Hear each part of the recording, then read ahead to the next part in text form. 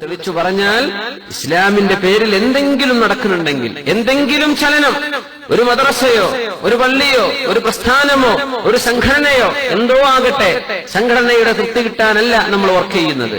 സംഘടന നമുക്ക് ആവശ്യമാണ്. ഒരു പ്ലാറ്റ്ഫോം, ഒരു വർക്കിംഗ് പ്ലാറ്റ്ഫോം, നമുക്ക് ജോലി ചെയ്യാനുള്ള ഒരു സ്ഥലമാണത്, ഒരു കൂട്ടായ്മയാണ്. പക്ഷേ നമ്മുടെ ചിന്ത, ഞാൻ പ്രസിഡന്റ് ആകുമ്പോ ഇന്നതൊക്കെ ചെയ്തിട്ടുണ്ട് എന്ന് പറയണം, ഞാൻ സെക്രട്ടറി ആയപ്പോഴാണ് ആ സമ്മേളനം വിജയിച്ചത്. സുബ്ഹാനല്ലാഹ്, അങ്ങനെ പറഞ്ഞു പോകുന്നുണ്ട് ആളുകൾ. നമ്മുടെ സുഹൃത്ത് തന്നെ പറഞ്ഞു, സുഹൃത്ത് അസിലുണ്ടെങ്കിൽ എന്നോട് ക്ഷമിക്കണം, പേരൊന്നും ഞാൻ പറയില്ല.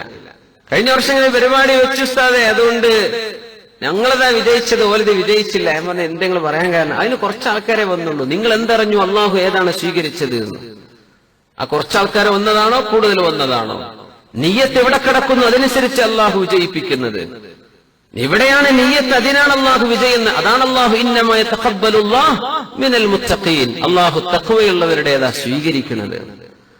അപ്പോൾ നമ്മുടെ കർമ്മങ്ങൾ അങ്ങനെ ആക്കി തീർക്കിൻ. നമ്മൾ കച്ചവടക്കാരാൻ, ജോലിക്കാരാ, നമ്മൾ ചെയ്യുന്ന ജോലി അള്ളാഹുവിന് വേണ്ടിയാക്കി തീർക്കിൻ. സിസി ക്ലോസ് സർക്യൂട്ട് ക്യാമറയ്ക്ക് വേണ്ടി ജോലി ചെയ്യണ്ട, അല്ലേ? പൈസ കൈകാര്യം ചെയ്യുന്ന ആളുകളുടെ സ്ഥലത്ത് ഭയങ്കര മോണിറ്ററിംഗ് ആണ്, കണ്ടിട്ടില്ലേ? എക്സ്ചേഞ്ചുകളിലും ബാങ്കുകളിലൊക്കെ. എന്ത് ഇതിന് വരെ വിശ്വസിക്കാൻ പറ്റൂല, അല്ലെങ്കിൽ ഇപ്പൊ അതൊക്കെ ആവശ്യമുണ്ടോ? ഞങ്ങളുടെ staff, we trust them, we believe in them, they won't deceive us. ഇതാണ് അവരുടെ വിശ്വാസമെങ്കിൽ ഇതിന്റെ ആവശ്യമില്ലല്ലോ. അപ്പോ ആർക്കാർക്കും വിശ്വാസമില്ലാത്ത ഒരു അവിശ്വാസത്തിലേക്കാണ് ഈ ക്യാമറകളൊക്കെ സൂചിപ്പിക്കുന്നത്. ഇതില്ലെങ്കിൽ ഇവിടെ എന്തൊക്കെയോ നടക്കാൻ പോകുന്നുണ്ട്. അള്ളാഹുവിന്റെ ക്യാമറ നിന്റെ മുമ്പിലേക്ക് തിരിഞ്ഞു നിൽക്കുകയാണ് മുഴുസമയവും.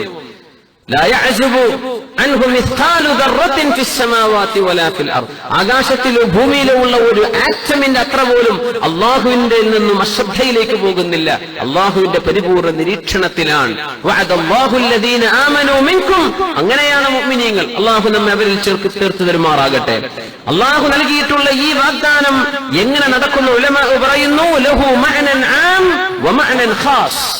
അധികാരം കൊടുത്ത് രാജാവായി അവരോധിക്കപ്പെടുന്ന രീതിയിൽ രാജ്യങ്ങൾ ഇസ്ലാമിന്റെ കീഴിലേക്ക് വരുന്നതാകണം ഇതുകൊണ്ടുള്ള ഉദ്ദേശം. ഒന്ന് അതല്ല, ഓരോരുത്തർക്കും അവരവരുടെ സ്ഥാനങ്ങളിൽ, അവരവരുടെ വർക്കിംഗ് ഏരിയകളിൽ, അവരുടെ ജോലി സ്ഥലങ്ങളിൽ, അവരവരുടെ ഇടപാട് നടക്കുന്ന സ്ഥലങ്ങളിൽ അല്ലാഹു തആല നന്മയുടെ ചില അധികാരങ്ങൾ അവർക്ക് നൽകുന്നുണ്ട്.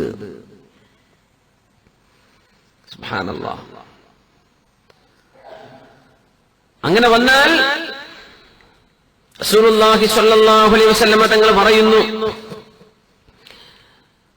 ലൗ അന്ന ഇബാദി അതാഊനി, അല്ലാഹു തആല പറയുന്ന ഖുദ്സിയായ ഹദീസ്, ലൗ അന്ന ഇബാദി അതാഊനി, എന്റെ അടിമകളെല്ലാം ഞാൻ പറയുന്നത് പോലെ അനുസരിച്ച് ജീവിക്കുകയാണെങ്കിൽ, ഞാൻ പറഞ്ഞതുപോലെ അനുസരിച്ചുവെങ്കിൽ, ലഅസ്ഖൈതുഹുമുൽ മത്വറ ബില്ലൈൽ, രാത്രി ഞാൻ അവർക്ക് മഴ നൽകുകയും, വഅത്ലഅതു അലൈഹിമുശ് ശംസ ബിന്നഹാരി, പകലിൽ അല്ലാഹു നല്ല സുഭിക്ഷമായ വെളിച്ചവും പ്രകാശവും നൽകുകയും ചെയ്യുമായിരുന്നു.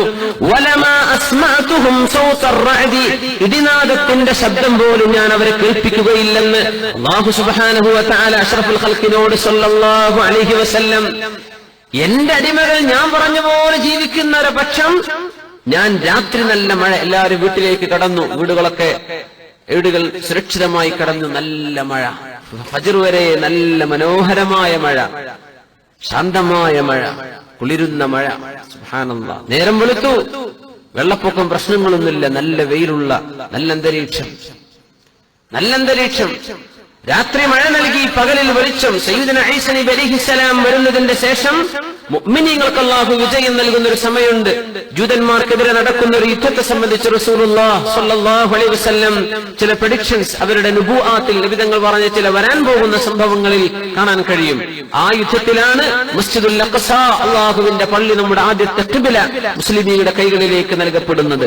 സുബ്ഹാനല്ലാഹ്. അത് കഴിഞ്ഞാൽ മുഅ്മിനീങ്ങൾ അല്ലാഹുവിന്റെ നബി ഈസാ നബി അലൈഹിസ്സലാമിന്റെ കൂടെ അല്ലാഹുവിന്റെ റസൂൽ മുഹമ്മദ് റസൂലുള്ളാഹി സ്വല്ലല്ലാഹു അലൈഹി വസല്ലം പഠിപ്പിച്ച ഇസ്ലാമുമായി ജീവിക്കുന്ന കാലം. അതല്ലേ അത്ഭുതം. ഈസാ നബി അലൈഹിസ്സലാം വന്നിട്ട് അല്ലാഹുവിന്റെ റസൂലിന്റെ സ്വല്ലല്ലാഹു അലൈഹി വസല്ലം അവിടുത്തെ ഹദിയാണ് ഇവിടെ പ്രചരിപ്പിക്കാൻ പോകുന്നത്.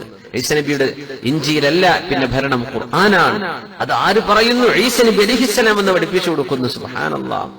ആ കാലഘട്ടം ഇതേപോലെ ആയിരിക്കുമെന്ന് റസൂലുള്ളാഹി സ്വല്ലല്ലാഹു അലൈഹി വസല്ലം. രാത്രി നല്ല മഴ, പകലിൽ നല്ല വെളിച്ചം, ഇടിയുടെ ശബ്ദം പോലും കേൾക്കൂല. അങ്ങനത്തെ മുഅ്മിനീങ്ങളെ ഈസ നബിക്ക് കൊടുക്കുന്നത് മസീഹുദ് ദജ്ജാൽ എന്ന വലിയൊരു ഫിത്നയെ കൊടുത്തിട്ടാണ്. ദുർബല ഈമാനുള്ളവരൊക്കെ അവന്റെ കൂടെ പോയി പോകും. ആകാശത്ത് മഴ പെയ്യിപ്പിക്കും, പെയ്യുന്ന അവസ്ഥ.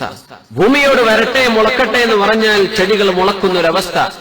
അങ്ങനെയൊക്കെ കാണുമ്പോൾ ഇവൻ പടച്ചോനാണല്ലോ എന്ന് ചിലർ ധരിച്ചു പോകും. അവരൊക്കെ അവന്റെ കൂടെ കൂടിപ്പോകുന്നു. പിന്നെ ബാക്കിയുള്ളത് കറകളഞ്ഞ മുഅ്മിനീങ്ങളാണ്.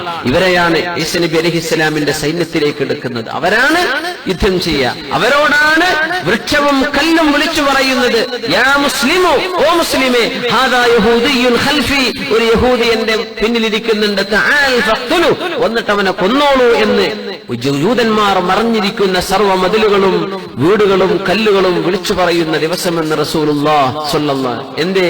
ഈ കറകളഞ്ഞ മസീഹുദ് ദജ്ജാലിന്റെ ടെസ്റ്റും കഴിഞ്ഞ് പാസ്സായവരാണ്. സായിബാബയ്ക്ക് ഒരു ഭസ്മം എടുത്തു എന്ന് പറഞ്ഞപ്പോഴാ കുറെ ഡിവോറ്റീസ്, കുറെ ആൾക്കാർ അദ്ദേഹത്തെ പൂജിക്കാൻ ചെന്നത്. ഒരു മസീഹുദ് ദജ്ജാലൊക്കെ വന്ന ഈ കൂട്ടരൊക്കെ എന്താ ചെയ്യാ? മസീഹുദ് ദജ്ജാൽ ഭസ്മം കൊണ്ടല്ല കളിക്കുന്നത്. അഖ്രിജി കുനൂസകി, ഭൂമിയെ ടേക്ക് ഔട്ട് യുവർ ട്രഷേഴ്സ്, സ്വർണവും വെള്ളിയും റോളുകളായി അവന്റെ പിന്നാലെ ഉരുളുമെന്നാണ് റസൂലുള്ളാഹി സ്വല്ലല്ലാഹു അലൈഹി വസല്ലം. ആകാശത്തൊരു മേഘപ്പടലം പോലുമില്ല. മഴ വർഷിക്കട്ടെ എന്ന് പറയുമ്പോഴേക്കും തുരുതുര പെയ്യുകയായി. ജീവനുള്ളൊരു ചെറുപ്പക്കാരനെ കൊണ്ടുവന്ന് ഒരു ഈർച്ചവാള് പോലത്തെ സാധനം തലയിൽ വെച്ചിട്ട് 2 പൊളിയാക്കി അവനങ്ങ് മാറ്റും. ജീവനോടവനെ കൊല്ലാൻ പോകുന്ന അവസ്ഥയിൽ ഇവനങ്ങ് പൊളിഞ്ഞു വീണ് യോജിച്ചു ഒന്ന് ചേർന്ന് വന്നേക്ക് എന്ന് പറഞ്ഞാൽ ആ 2 പൊളികളും കൂടിച്ചേർന്ന് പുഞ്ചിരിച്ച് മുഖപ്രസന്നനായിട്ട് അവൻ നടന്നു വരും. ഇതൊക്കെ കാണുമ്പോ ഞാൻ അല്ലാഹുവാണെന്ന് അവർ വിളിച്ചു പറയും. വിശ്വസിക്കുന്നുണ്ടോ? ഈമാൻ ദുർബലരായ മുഴുവൻ ആളുകളും പറയും, തോന്നുന്നു പടച്ചോനെ, പടച്ചമ്പുരാൻ ഇറങ്ങി വന്നത് തന്നെയാണല്ലോ ഇപ്പോൾ. റസൂലുള്ളാഹി സ്വല്ലല്ലാഹു അലൈഹി വസല്ലം പറഞ്ഞു, നിങ്ങൾ അങ്ങനെ ചിന്തിക്കരുത്. അള്ളാഹു നിങ്ങളുടെ കണ്ണുകൾക്ക് ഗോചരീഭവിക്കുന്നവനല്ല ഈ ലോകത്ത്. നിങ്ങളുടെ ചെറിയ കണ്ണിന്റെ ഈ ഐ ക്യാവിറ്റിയിൽ കിടക്കുന്ന ചെറിയ ലെൻസ് കൊണ്ട് ബോൾ കൊണ്ട് കാണുന്നവനല്ല, കാണപ്പെടുന്നവനല്ല അള്ളാഹു റബ്ബുൽ ഇസ്സത്ത്. അത് നാളെ മഹ്ശറായിൽ അള്ളാഹു കാണിച്ചു തരുന്നുണ്ട്, ആ മറ നീക്കിയിട്ട്. ഇവിടുത്തെ ടെസ്റ്റ് പൂർത്തിയാവാനാ നമ്മൾ പറഞ്ഞു. അള്ളാഹുണ്ട് ഇറങ്ങി വന്നാൽ പിന്നെ ഇവിടുത്തെ ഈ ടെസ്റ്റിന് ഒരു വിലയുമില്ല. അങ്ങനെയാണ്. ഉത്തരക്കടലാസൊക്കെ ചോദ്യക്കടലാസിന്റെ കൂടെ ഉത്തരക്കടലാസ് അങ്ങ് കൊടുത്തു, കോപ്പി അടിക്കാനുള്ള സർവ്വ സൗകര്യങ്ങളും ടീച്ചർമാർ ചെയ്തു കൊടുത്തു എന്ന് വിചാരിക്കുക. ആ എക്സാമിന് എന്ത് മഹത്വം, അതിലെന്തിരിക്കുന്നു? അതല്ല. ടീച്ചർക്കറിയാം ഇവൻ ചെയ്യുന്നത് എഴുതുന്നത് തെറ്റായ ഉത്തരമാണ്, പക്ഷേ ഇവനെ തിരുത്താൻ പറ്റില്ല. ഇതൊക്കെ പഠിപ്പിച്ചു കൊടുത്തിട്ടാണ് ഇവനെ വിട്ടത്. അവൻ എഴുതട്ടെ. ഉത്തരക്കടലാസിൽ അവൻ റോങ് ആൻസർ ചെയ്യുന്ന സമയത്ത് ഒരു ടീച്ചറും ഇടപെട്ട് നീ തിരുത്തെന്ന് പറയാൻ പാടില്ല. എന്തേ? എങ്കിൽ ആ എക്സാമിനേഷൻ എന്ന് പറഞ്ഞ ആ ഒരു തീം, ആ ഒരു ഐഡിയ തന്നെ നഷ്ടപ്പെട്ടില്ലേ? സുബ്ഹാനല്ലാഹ്. അതുകൊണ്ട് ഇവിടെ ദുൽമ നടക്കും.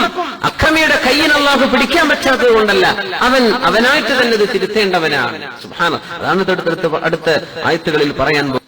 അള്ളാഹുവിനെ സംബന്ധിച്ച് നല്ലത് വിചാരിക്കുന്നത് നല്ല ഇബാദത്താണ്. സുബ്ഹാനല്ലാഹ്. എന്റെ പടച്ചോൻ എന്നെ കൊടുക്കൂല എന്നാണ് മനസ്സിലുള്ളത്. പ്രയാസമുണ്ട്, ജോലി നഷ്ടപ്പെടാനിരിക്കാണ്, അല്ലെങ്കിൽ ബുദ്ധിമുട്ടുകളൊക്കെ ഉണ്ട്. പക്ഷേ എന്റെ റബ്ബ് എനിക്ക് എന്തെങ്കിലും ഒരു ഖൈർ അതിന്റെ പിന്നാലെ വെച്ചിട്ടുണ്ടാവും. അള്ളാഹുവിനെ സംബന്ധിച്ച് നല്ലത് വിചാരിക്കുന്നവരാണ് മുഅ്മിനീങ്ങൾ. അത് മിൻ ഹുസ്നി ഇബാദത്തില്ലാ, അള്ളാഹുവിന് ചെയ്യുന്ന നല്ല ഇബാദത്താണ്. പ്രയാസമൊക്കെ രോഗമാണ്, അള്ളാഹുവിനെ ശിഫയാക്കി തരും ഇൻഷാ അല്ലാഹ്. ഇങ്ങനെയാണ് മനസ്സിന്റെ ഉള്ളിൽ അവൻ ചെയ്യുന്നത് ഇബാദത്താണ്. നമുക്ക് അങ്ങനെ ചിന്ത വരാറുണ്ടോ? മുസ്ലിമും അമുസ്ലിമും ജീവിക്കുന്ന ലോകത്താണ് നമ്മൾ ഈ ചർച്ച ചെയ്യുന്നത്. മുഅ്മിനായ മനുഷ്യന്റെ ഓരോ സെക്കൻഡും നന്മയിലേക്കാണ് അവനെ കൊണ്ടുപോകുന്നത്. അള്ളാഹുവിനെ സംബന്ധിച്ച് നല്ലത് വിചാരിക്കുക. എന്റെ റബ്ബ് എനിക്കൊരു സലാമത്ത് തരും. അങ്ങനെയാണ്. സാമ്പത്തിക പ്രയാസങ്ങളും ബുദ്ധിമുട്ടൊക്കെ ഉണ്ട്, എന്റെ റബ്ബ് എന്നെ സഹായിക്കും ഇൻഷാ അല്ലാഹ്. അങ്ങനെയൊക്കെയുള്ള ഒരു ഈമാനുള്ള കാലം നമ്മുടെ എനിക്ക് തോന്നുന്നു നമ്മുടെ പ്രീ ATM അല്ലെങ്കിൽ പ്രീ ക്രെഡിറ്റ് കാർഡ് ഏജിലൊക്കെ അങ്ങനെ ഉണ്ടായിരുന്നു. ക്രെഡിറ്റ് കാർഡൊന്നുമില്ല. പടച്ചോനെ ഒരു ബുദ്ധിമുട്ടായി, ബാച്ചിലർ ഒരു പിരിവിടാൻ ഒരു 100 റുപ്യ, ഒരു 100, ഒരു 150 എല്ലാവരും സംഘടിപ്പിച്ച് നാട്ടിലേക്ക് അയച്ചു കൊടുത്തു. അൽഹംദുലില്ലാ, കാര്യം നടന്നു. കുട്ടിയുടെ കല്യാണം നടക്കാൻ എവിടുന്നാണ് പൈസ കിട്ടുന്ന? പടച്ചോൻ വരാനെ പരിചയക്കാരോടൊക്കെ ചോദിച്ചു, എന്തെങ്കിലും കുറച്ച് കടം വാങ്ങിച്ചു, അവരൊക്കെ കൊടുത്തു. അതൊക്കെ ഇയാൾ തിരിച്ചടക്കുകയും ചെയ്തു. അങ്ങനെ കേട്ടോ മുങ്ങണ ചില ആൾക്കാരുണ്ട്. അതാണ് വേജാറ്. കുറിയൊക്കെ അല്ലേ എന്ന് പറഞ്ഞാൽ തുടങ്ങാം. സാധുക്കളൊക്കെ വിശ്വസിക്കും, പടച്ചോനെ ഈ മനുഷ്യൻ എന്തോ ഒരു നല്ല സുബൈക്ക് 1-ാം ജമാഅത്തിന് കിട്ടുന്ന ആളാണ്, ഇയാൾ കുറി വെച്ചാൽ ഇയാൾ മുങ്ങോ ഇല്ലേ എന്നറിയണമെങ്കിൽ ആദ്യമായി ഇയാളുമായുള്ള സാമ്പത്തിക ഇടപാടുകൾ ആദ്യം ആരെങ്കിലും നടത്തിയതിന്റെ ഒരു രേഖ കിട്ടണം. അങ്ങനെ മുങ്ങുന്ന എത്ര ആൾക്കാരുണ്ടെന്നാ. പച്ച മനുഷ്യന്മാരുടെ അധ്വാനത്തിന്റെ വിയർപ്പിന്റെ സംഖ്യയുമായി മുങ്ങിക്കളയാ. ഈ മൊബൈൽ നമ്പർ മാറ്റുന്ന ആൾക്കാരൊക്കെ മഹാകള്ളന്മാരിലുണ്ട്. മറ്റുന്നവരൊക്കെ കള്ളന്മാരാണ് നല്ലട്ടോ. സർവ്വ തട്ടിപ്പും ചെയ്തിട്ട് നമ്പർ മാറ്റിക്കളയാ. വിളിച്ചെടുക്കണ്ടല്ലോ. പിന്നെ ആരാ വിളിക്കണത്? ആർക്കാ നമ്പർ കിട്ടുക? അള്ളാഹുവിന്റെ അടുത്ത് പോകൂ. അള്ളാഹുവിന്റെ ഇതൊക്കെ എന്ത് ട്രിക്കാ നമ്മൾ ഈ ചെയ്യുന്നത്? എന്താണ് നമ്മൾ ഈ ചെയ്യുന്നത്? ഞാൻ പറയുന്നത്, നമ്മൾ ഒരു കാലത്ത് ഇങ്ങനെ നമ്മുടെ ഈമാനിൽ പോലും തവക്കുലിൽ പോലും മാറ്റങ്ങൾ വരുന്നുണ്ട് എന്ന് ഞാൻ പറയാം. ക്രെഡിറ്റ് കാർഡ് എടുക്കണോ എടുക്കണ്ടേ എന്ന ചർച്ചയല്ല ഞാൻ ഈ പറയുന്നത്. അതില്ലാത്ത കാലത്ത് പടച്ചോനെ ഞാൻ കുടുങ്ങിപ്പോകുമല്ലോ റബ്ബേ. മകളുടെ കല്യാണമാണ്, ഉമ്മാക്ക് സുഖല്ല, ഹോസ്പിറ്റലിൽ പൈസ കൊടുക്കണം, എവിടെ നിന്ന് കിട്ടും? അള്ളാഹുവേ നീ സഹായിക്കണം റബ്ബേ, പടച്ചതമ്പുരാനെ ഒരു വഴി കാണിച്ചു തരണം. അങ്ങനെ വരുമ്പോ മുഅ്മിനീങ്ങളായ ആളുകളുടെ മനസ്സിൽ അള്ളാഹു ഒരു അലിവ് കൊടുക്കാൻ, എന്നാ ഇയാളെ സഹായിച്ചേക്കാം. പക്ഷെ നമ്മുടെ മനസ്സിൽ ഇപ്പോ ഒന്നുമില്ലെങ്കിൽ കാടുന്നട വലിച്ചേക്കാം അല്ലെ. സഹായം എവിടെ നിന്നും കിട്ടിയിട്ടില്ലെങ്കിൽ നമ്മുടെ കയ്യിൽ ക്രെഡിറ്റ് കാർഡ് ഉണ്ടല്ലോ എന്ന് വന്നാൽ അള്ളാഹുവിലേക്ക് മുഴുവനായിട്ട് നമ്മളെ കൊടുത്തിട്ടില്ല. കുറച്ച് ക്രെഡിറ്റ് കാർഡ് പിടിച്ചു നിൽക്കുകയാണ്. അള്ളാഹുവിന്റെ സഹായം കിട്ടണില്ല. ചോദിക്കുന്നവൻ മുഖം തിരിച്ചു പോവുകയാണ്. എന്തേ? മുഴുസമയവും അള്ളാഹു